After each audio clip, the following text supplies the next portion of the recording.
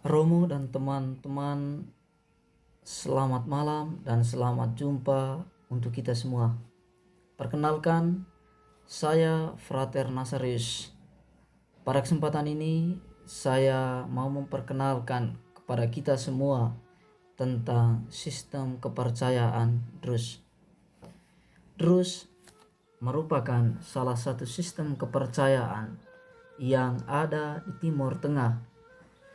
Sistem kepercayaan ini menyebut ciri diri mereka sebagai kaum monoteis atau kaum unitarian, yakni kelompok yang menganut kepercayaan yang prinsip utamanya adalah keesaan Tuhan dan keyakinan akan reinkarnasi dan keabadian jiwa. Doktrin adikodrati dalam kepercayaan Druze ini bersifat rahasia dan eksklusif. Seperti Islam dan agama-agama Abrahamik lainnya, Druze meyakini dalam keesaan Tuhan. Mereka juga meyakini bahwa Tuhan adalah satu-satunya keberadaan mutlak dan tidak dapat digambarkan atau dipahami oleh manusia.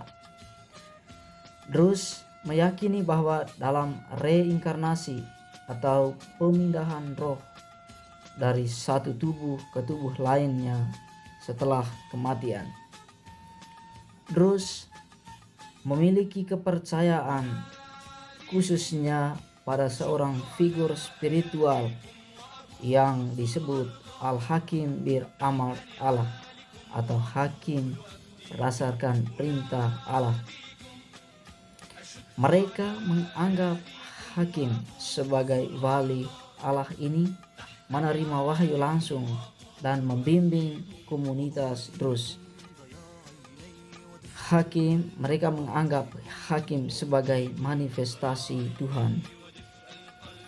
Salah satu aspek sentral dari kepercayaan Druze ini adalah konsep reinkarnasi atau kehidupan berlanjut. Mereka meyakini bahwa jiwa manusia mengalami serangkaian kehidupan berturut-turut, di mana kualitas kehidupan masa depan dipengaruhi oleh perilaku dan tindakan dalam kehidupan sebelumnya. Reinkarnasi ini terus berlanjut hingga jiwa mencapai kesempurnaan spiritual. Druze memandang alam semesta sebagai dunia temporal, yakni tempat di mana jiwa-jiwa sedang mengalami ujian dan pembelajaran untuk mencapai pemahaman spiritual yang lebih dalam. Mereka meyakini bahwa jiwa-jiwa berinkarnasi dalam tubuh manusia secara terus-menerus untuk mencapai kesempurnaan spiritual, sehingga bagi mereka alam semesta adalah arena di mana jiwa-jiwa mengalami transformasi spiritual. Selain itu, Druze juga memiliki konsep nur atau cahaya. Nur adalah manifestasi ilahi yang ada di seluruh alam semesta, dan mereka mengharapkan jiwa-jiwa mereka bisa mencapai penyatuan dengan nur ini. Pandangan tentang manusia, mereka lebih memprioritaskan perlindungan identitas dan keamanan kelompok mereka. Solidaritas di antara anggota masyarakat sangat kuat dan membantu mereka untuk bertahan dalam situasi yang sulit. Druze juga memiliki pandangan khusus tentang hubungan dengan dunia dan tujuan hidup.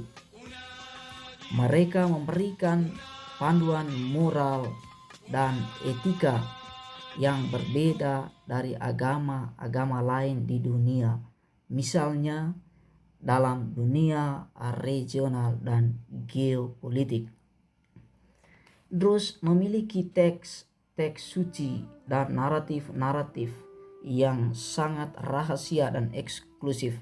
Salah satu teks yang sangat dihormati dalam tradisi Druze adalah Al-Jabal atau Kitab Hikmat, atau dalam bahasa Inggrisnya The Book of Wisdom. Kitab ini mengandung ajaran esoteris dan filsafat yang menjadi dasar doktrin mereka. Al-Jabal dikaitkan dengan Al-Hakim bin Amar Allah, atau seorang figur spiritual yang sangat dihormati dalam komunitas Druze. Tentang etika, Druze mengikuti 7 ajaran moral atau tugas yang dianggap sebagai inti iman. 7 ajaran moral tersebut yakni kejujuran, gotong royong, penolakan terhadap segala bentuk kepercayaan yang salah atau tidak sah, dan penolakan iblis serta segala kekuatan jahat, pengakuan akan keesahan Tuhan, ketundukan dan kepasrahan mutlak terhadap kehendak Tuhan, baik secara sembunyi-sembunyi maupun di muka umum. Druze juga memiliki pandangan tentang bagaimana Tuhan berinteraksi dengan dunia melalui emanasi. Prinsip mereka fokus pada kejujuran, kesetiaan, kesalehan, dan pengorbanan. Sistem kepercayaan Druze menolak poligami, percaya pada reinkarnasi, dan tidak mewajibkan menjalankan ritual keagamaan. Mereka percaya dan menganggap bahwa ritual hanya bersifat simbolis dan memiliki efek individualitas pada seseorang. Karena itu mereka bebas untuk melaksanakannya.